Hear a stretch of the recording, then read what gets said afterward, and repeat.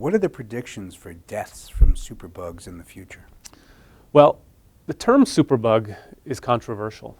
It's typically referred to drug-resistant bacteria, but we now know that the term is actually a much more broad category that includes drug-resistant parasites and fungi and viruses.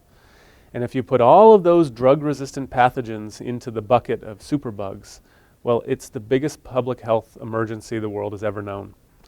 By 2050, we expect 10 million deaths worldwide per year. That's the World Health Organization prediction.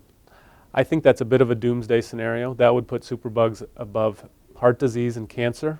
But if we don't do something to address this issue, we may see it play out where this becomes the public health issue of our time. So the doomsday scenario would be 10 million deaths worldwide every single year. I'm optimistic that it won't be that high, but it's going to take a lot of effort to keep us from that number. Are people living in the United States at greater risk of getting a superbug if they travel internationally? The truth about superbugs is that the more you look, the more you find. I work in New York City, which is an epicenter for superbugs. Part of that is because we have a lot of people living in close quarters, but another part of that is that we're aggressively looking for superbugs. We're trying to categorize how many superbugs there are, let's say, in sub-Saharan Africa. But we don't really know because we haven't been looking as aggressively as we look in other places. So I wouldn't say that it's any more dangerous for me to travel to Nigeria or for a Nigerian to travel to New York City. It's really about the more you look, the more you find. In Chapter 8 of Superbugs, what did you mean by oversight? Oh, oversight is one of the most important things that we are now seeing when it comes to human experimentation. In my book, I write about how the history of clinical trials has evolved. It used to be that doctors were free to patrol themselves, that doctors could decide what was an ethically appropriate clinical trial and what wasn't. And we discovered through appalling failures that doctors weren't very good at judging what was appropriate and what wasn't. There are the extreme examples of the Nazi doctors experimenting on people during the Holocaust. There's the Tuskegee experiments where government doctors in the United States knowingly withheld treatment for sharecroppers who had syphilis. Those are the egregious examples, but there's also scores of other examples of doctors injecting patients with live viruses, with cancer cells, because they were doing it in the name of science.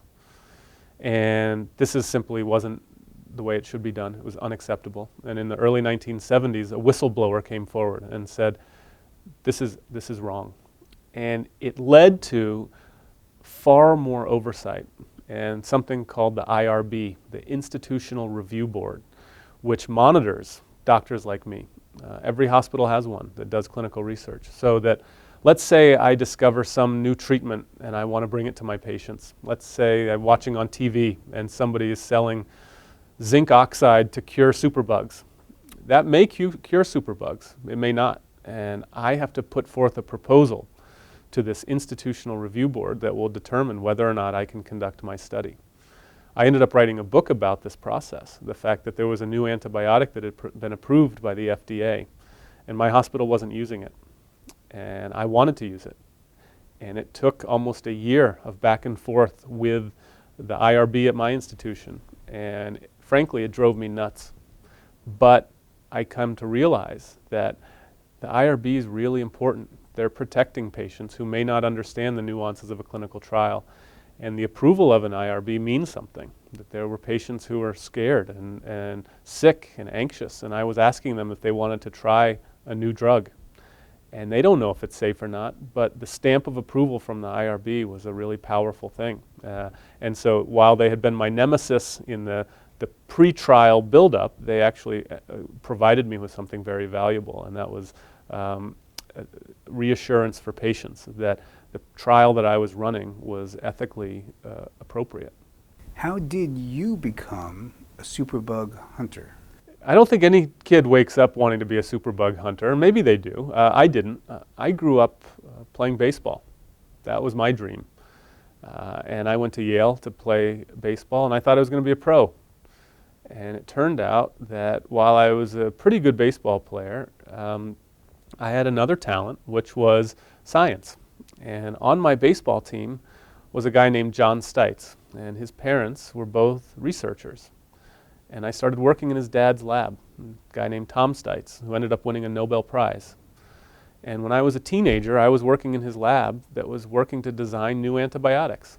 And so at a very young age, even though I dreamed of being a pro baseball player, I was getting exposed to these interesting scientific ideas of how do you build a new antibiotic. And that was something that's carried me the rest of my career.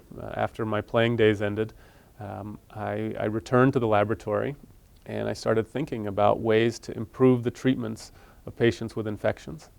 And I now work very closely with people who develop new antibiotics. And what I will do is if someone discovers something promising, I will decide whether or not we should experiment on humans with it.